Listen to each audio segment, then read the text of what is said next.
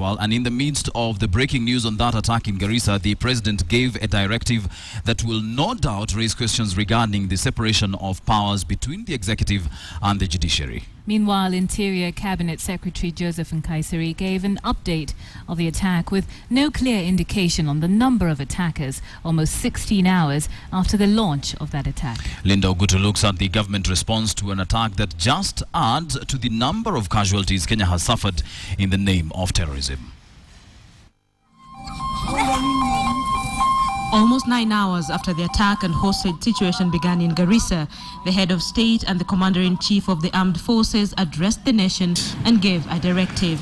I also further direct the Inspector General of Police to take urgent steps and ensure that the 10,000 recruits whose enrollment is pending promptly report for training at the Kenya Police College in Kiganjo. The president taking the country back to a High Court ruling in October 2014, a ruling that quashed the recruitment of 10,000 police recruits, with the court's ruling that the process was tainted with corruption, irregularities and blatant violation of the Constitution. The president seemingly pointing an accusing finger at that ruling that denied the country more police officers that would have quashed the kind of attack witnessed today. I take full responsibility for this directive. We as a country have suffered unnecessarily due to shortage of security personnel. Kenya badly needs additional officers, and I will not keep the nation waiting.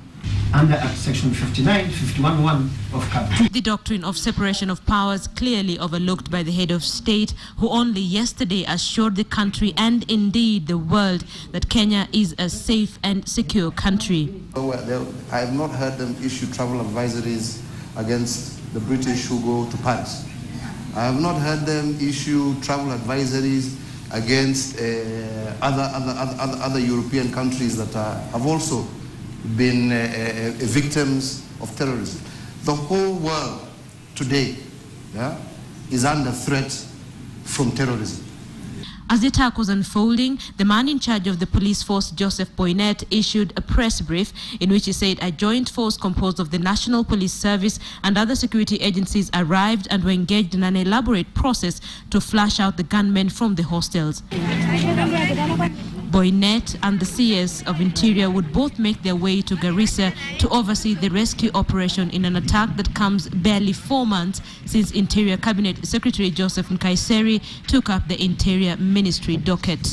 90% of the threat has been eliminated. We have been able to confirm that 4 terrorists have been killed.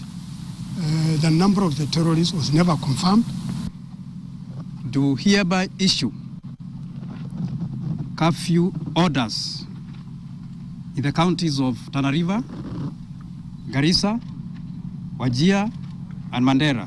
In his address to the nation, the Commander-in-Chief of the Armed Forces, Uhuru Kenyatta, the Interior Cabinet Secretary, Joseph Nkaissery, and the Inspector General, Joseph Boynet, did little to calm the nerves of a citizenry that is slowly getting tired of attacks within their borders. Question is, how long can the words hold? Linda Ogutu, KTN.